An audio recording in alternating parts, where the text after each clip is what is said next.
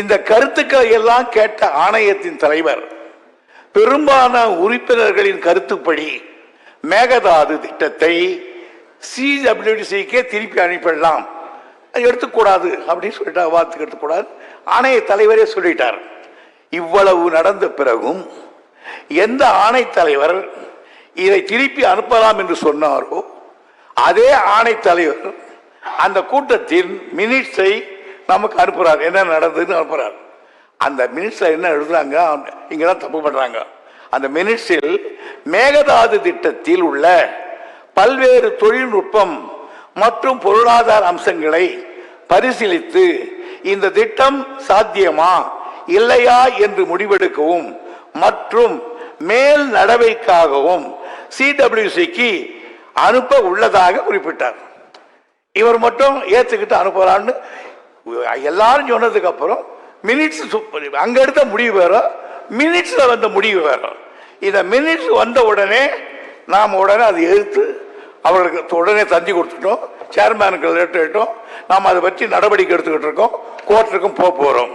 ஆக இது மட்டும் இல்லாம மற்ற நாம ஜல்சக்தி அமைச்சகம், ஃபாரஸ்ட் டிபார்ட்மெண்ட், CWD சேர்மன் ஆகியோருக்கு நம்முடைய செக்ரட்டரி கடிதம் எழுதியிருக்கிறார்.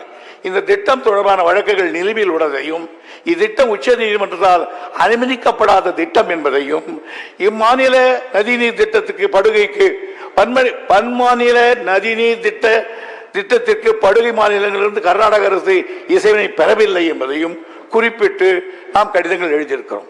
ஒன்றை வைத்துக் கொள்ள வேண்டும், யார் இவர்களுக்கு CWDCக்கு அனுப்பி விடுவதாலேயே கூட இது திட்டம் நிறைவேற முடியாது. பிறகு அவர்கள் ஃபாரஸ்ட் டிபார்ட்மெண்ட்ல பர்மிஷன் வாங்கணும், அதற்கு பிறகு என்வாயர்மெண்ட்ல வாங்கணும். இவ்வளவு வாங்கினாலும் கூட அந்த தமிழ்நாட்டினுடைய இசைவை பெறாமல் அவர்கள் ஒரு செங்கல்லை கூட எடுத்து வைக்க முடியாது என்பதை ஆணித்தரமாக இந்த அவையில் நான் தெரிவிக்கிறேன். ஆனால் கர்நாடகத்திலே ஒரு அரசியல் நடத்துகிறார்கள். அது BJP இருந்த காலத்திலும் இதே தான் சொன்னார்கள், காங்கிரஸ் இருந்த காலத்திலும் இதை தான் சொல்கிறார்கள்.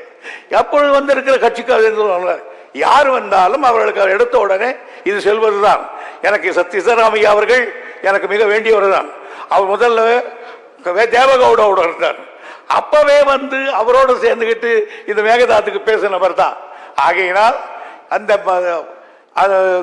உள்துறை அமைச்சராக இருக்கக்கூடிய சிவகுமார் அவருடைய தொகுதி இது, அவர் இன்னும் வேகமா பேசுறார்.